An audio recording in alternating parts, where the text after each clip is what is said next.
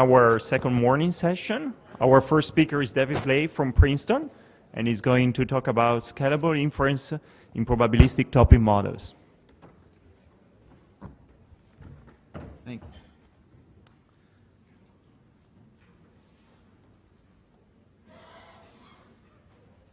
Thanks very much. Thanks for inviting me to speak here. My name is Blei. I'm going to talk about scalable inference in probabilistic topic models. But really, I want to tell you about this way of doing approximate posterior inference online variational inference, which is great, and topic models are kind of our test bed for this algorithm. So the idea behind topic models is that as more information becomes available to us, it becomes more difficult for us to find and discover what we need in this big sea of information. And so we need new tools, new statistical tools and machine learning tools to help us organize, search, and understand this sea. Topic modeling provides a suite of algorithmic tools for automatically organizing, understanding, searching, summarizing, discovering things in large electronic archives.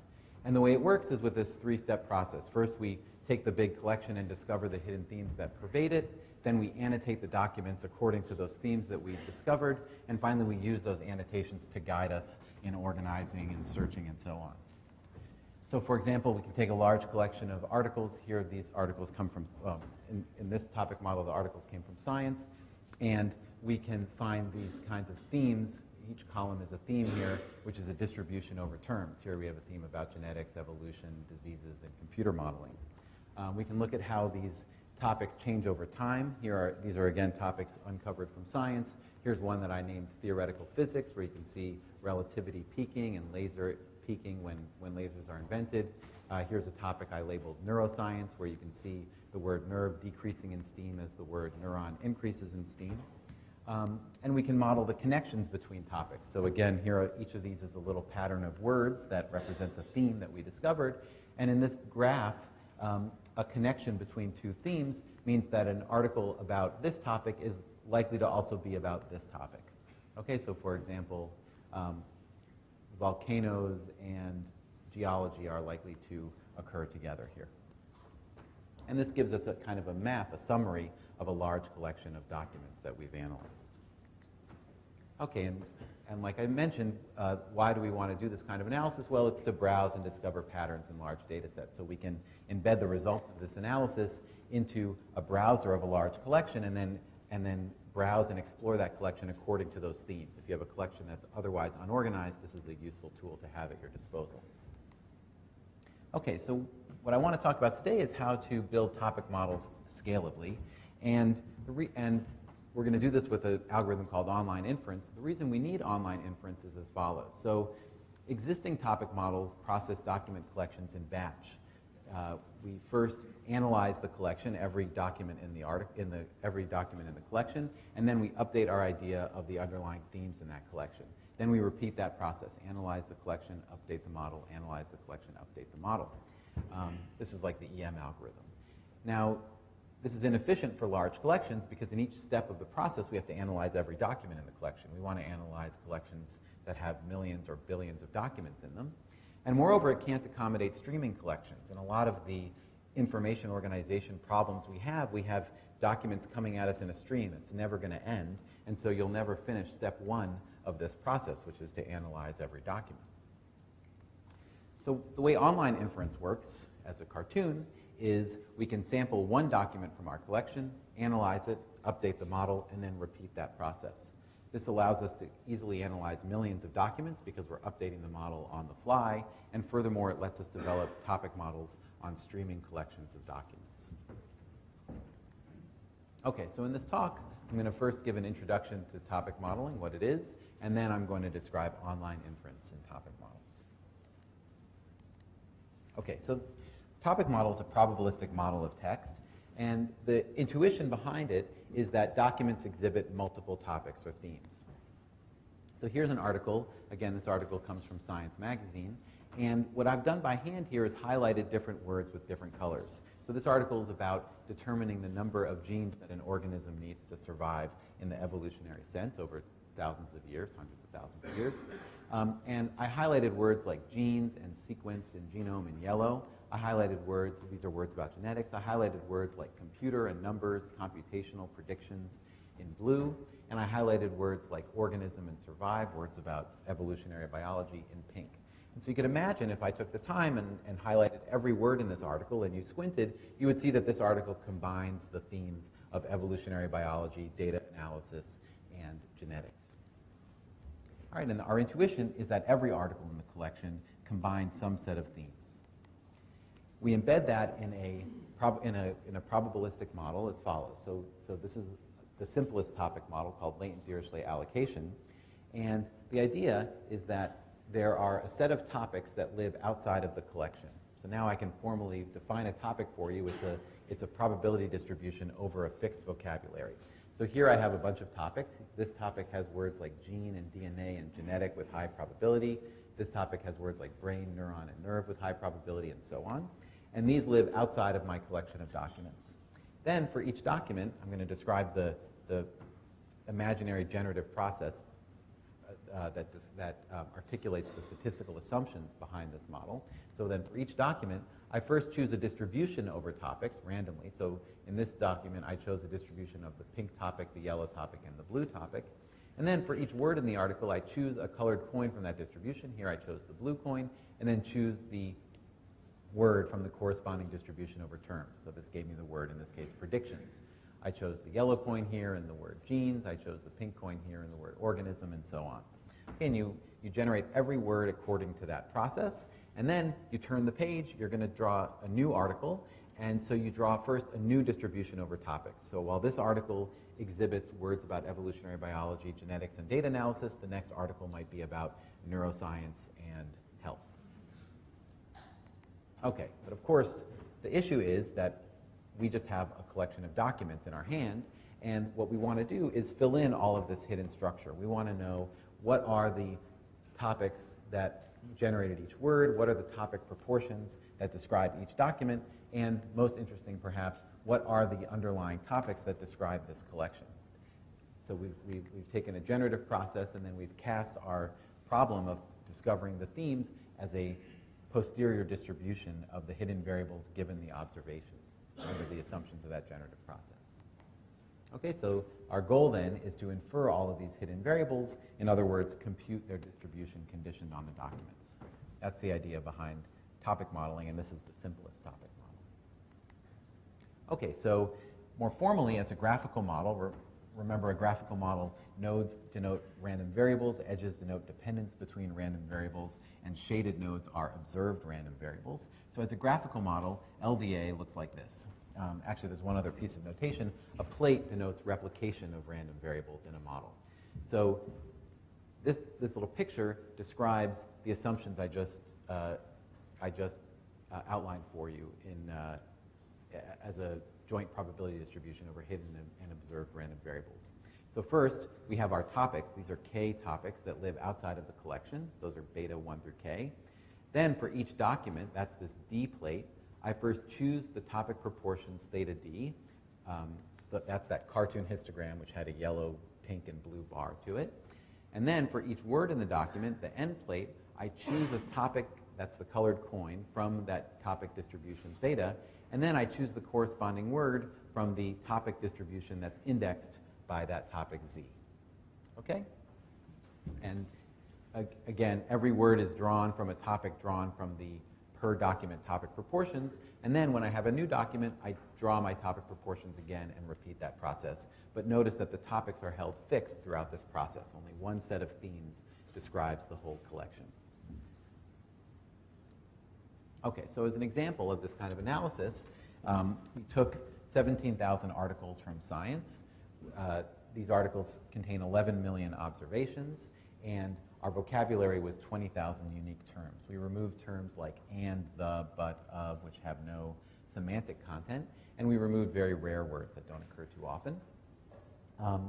And we fit a 100-topic LDA model using variational inference, which I'll talk about in the second half of this talk. Okay, so here's that article that I showed you, Seeking Life's Bare Genetic Necessities.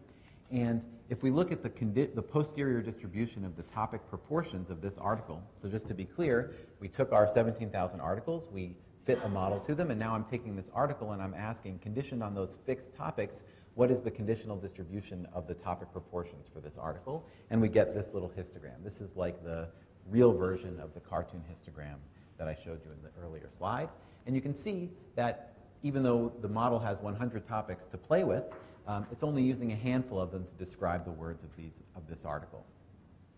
Now, each of these topics, recall, indexes a distribution over the vocabulary. So we can take the top few topics that this article is describing and ask what are the top most frequent words in those topics. And here they are. This is a topic about genetics, the topic about evolutionary biology, a topic about diseases and survival, and a topic about data analysis. And again, I emphasize that the input to this algorithm is just the articles themselves, and then we discover the topics, and then we can describe this article in terms of these topics. Okay, and all of this, as I mentioned in the beginning of the talk, can be used to build up some kind of structure from which we can browse and explore and say things about a document collection that's otherwise unorganized. Okay, so that's a quick introduction to LDA and topic modeling. LDA can visualize the hidden thematic structure in large collections of documents and generalize new data to fit into that structure. And, you know, in the bigger picture, why do we want to develop these kinds of models?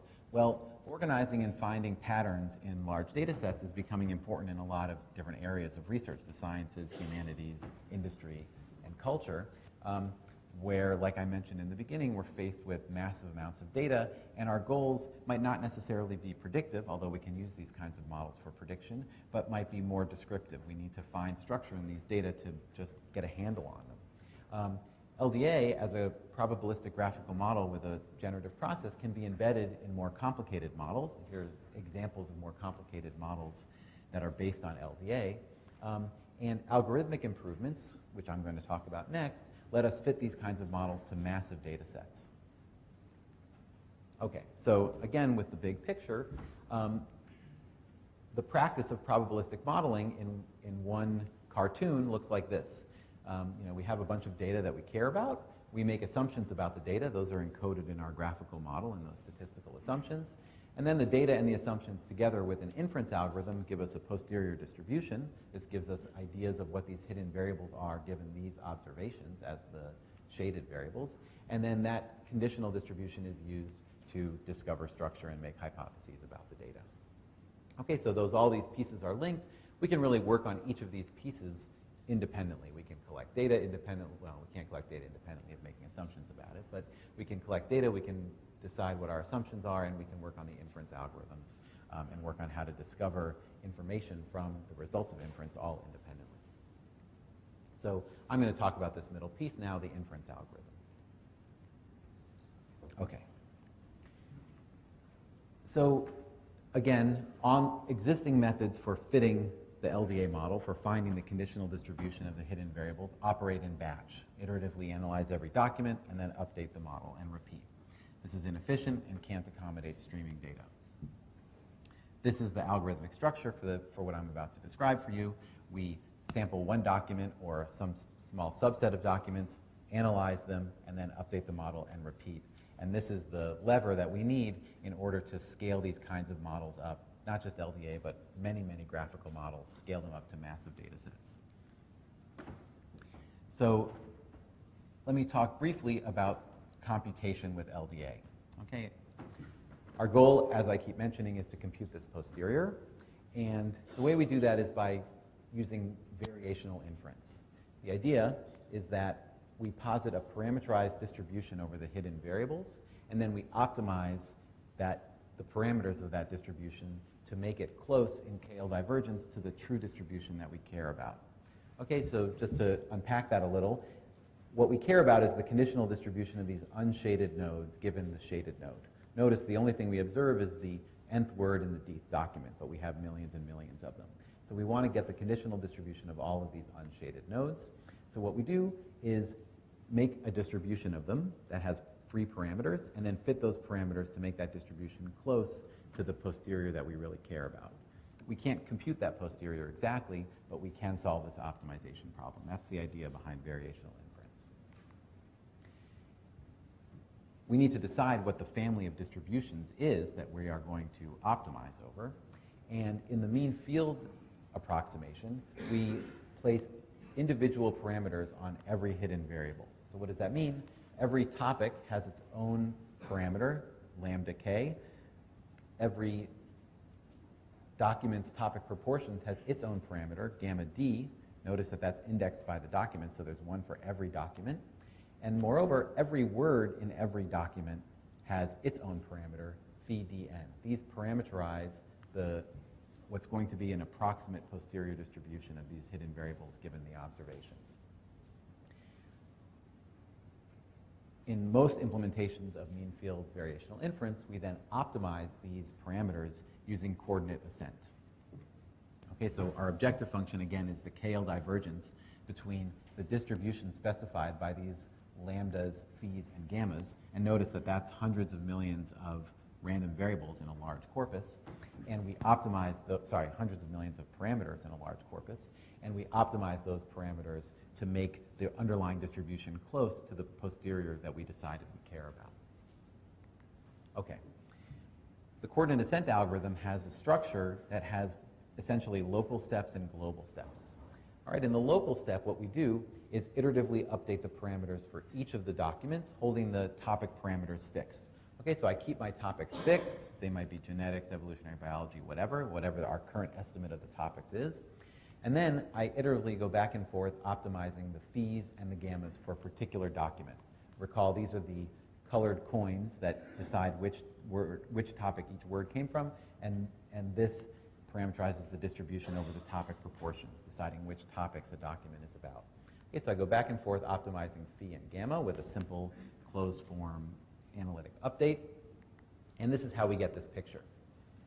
Okay, so this picture is the posterior expectation of theta using gamma, the posterior expectation of the topic proportions theta using the variational distribution on the topic proportions gamma. And we got it by holding the topics fixed and going back and forth optimizing phi and gamma until we got an approximate posterior, and that's how I made this plot. That's the local step. We do that for every document and in batch inference. And in the global step, we aggregate the parameters computed from the local step to update the parameters for the topics. So again, the correct coordinate ascent update for the topics themselves, I'm not going into the mathematical details here, but suffice to say it's a simple closed form update that aggregates all of these local parameters and summarizes them in this one global parameter, one for each topic. And by going back and forth, optimizing the local parameters and the global parameter, that's how I get these topic distributions that I showed you earlier.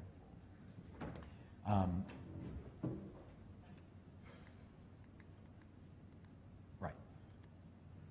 Okay, so this is inefficient, like I mentioned, because we have to analyze every document before we can update the topics. But we can make it more efficient by using online inference for LDA. And here's a sketch of the algorithm. First, randomly pick a single document.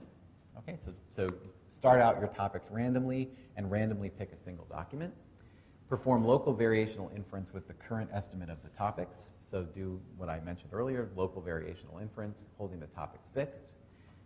Then form fake topics, treating the sample document as though it were the only document in the collection. So in the global update step, what we do is we aggregate all the local statistics.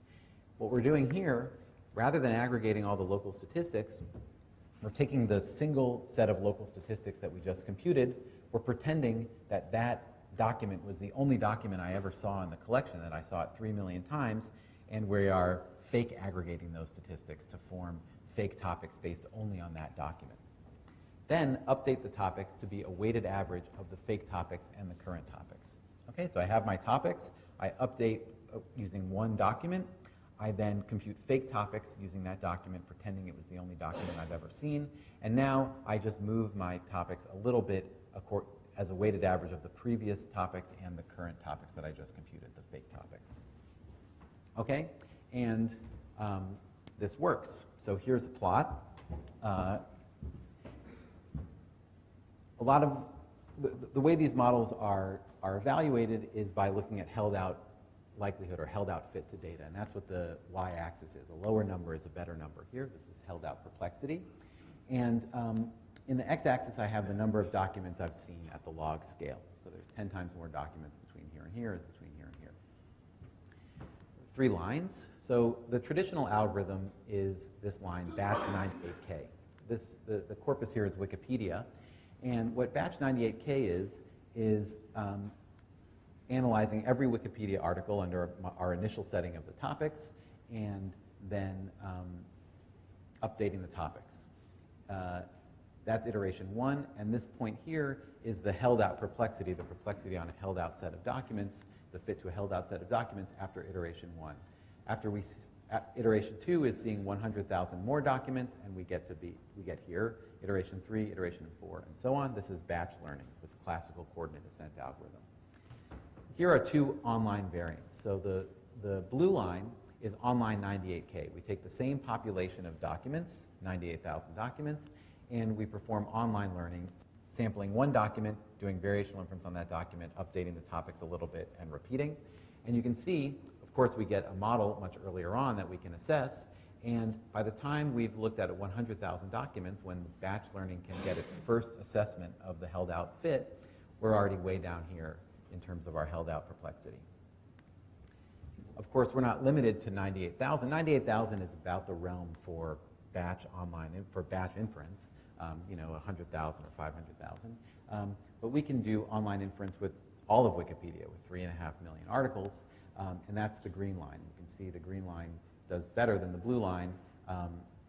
Again, at the point where batch gets its first model, it's much lower, and as we get out to the end of the corpus, we do better than fitting with 98,000, which is better than fitting with 98,000 in batch.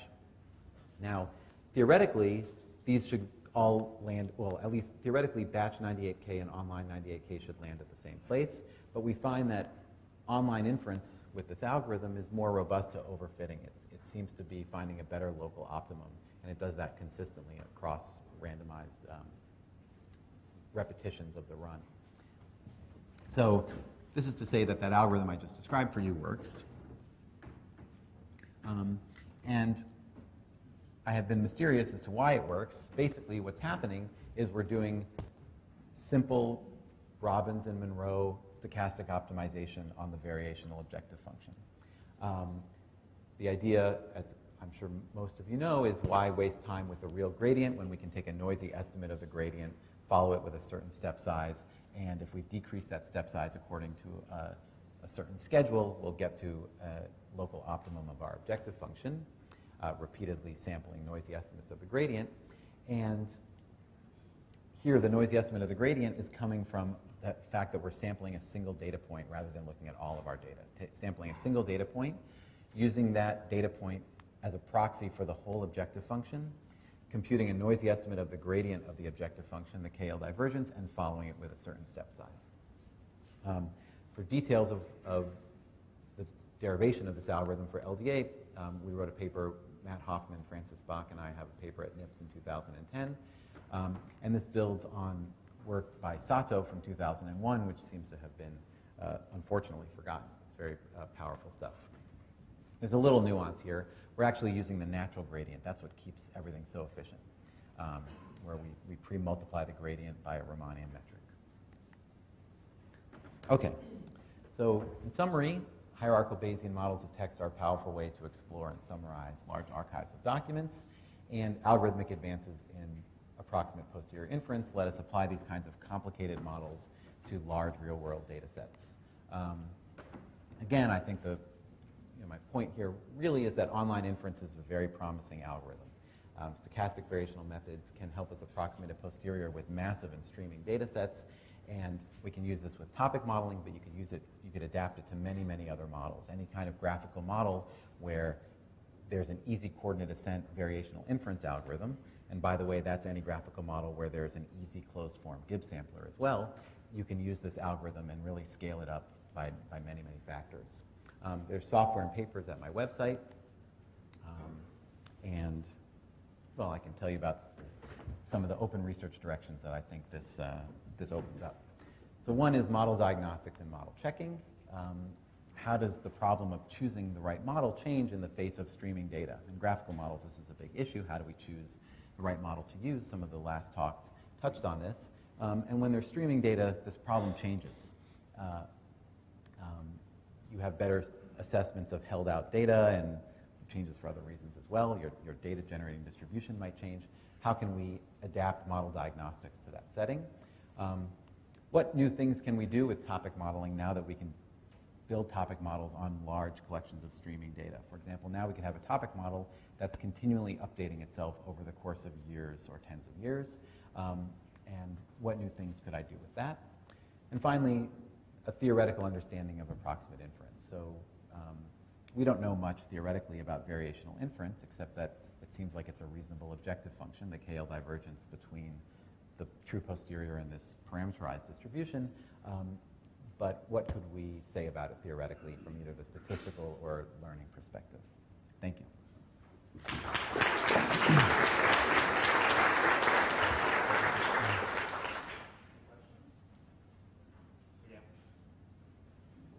show us examples where the documents are relatively large.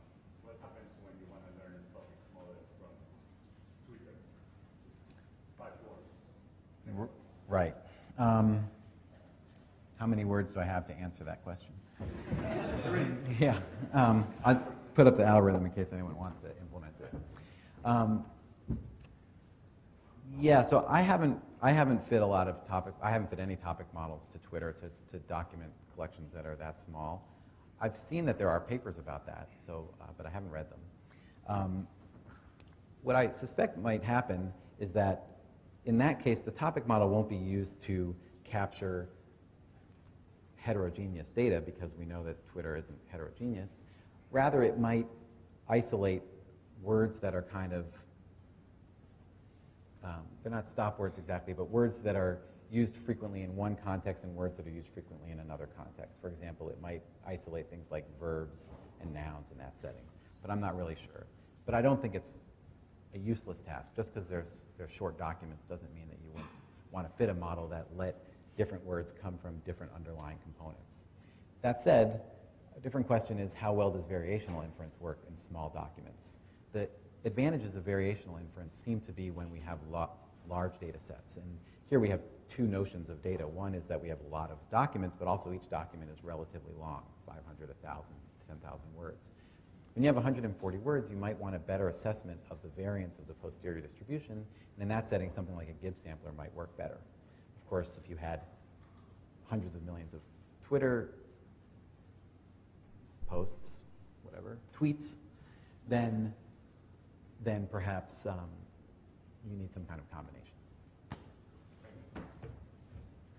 I was thinking of the topics as just elements of a dictionary.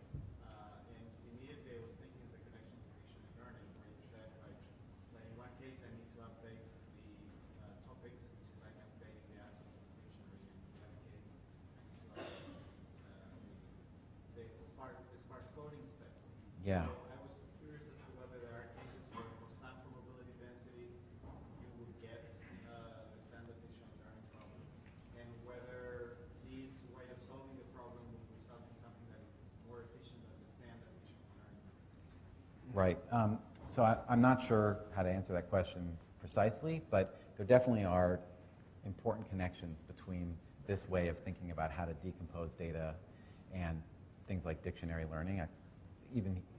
Here Larry Karen and David Dunson have written about that. Also Francis Bach has written about that. This is very close to matrix factorization, and also notions of sparsity are at play here as well as there, of course. The prior distribution on the topics, I didn't talk about it, is a Dirichlet distribution, and that's one that its hyperparameter sets the sparsity level. Its hyperparameter says how many words in each topic are likely to have some probability away from 0. So there are connections, but it would be interesting to look at how these algorithms could translate there and vice versa. Yeah. So perhaps in the interest of time, we can postpone further questions.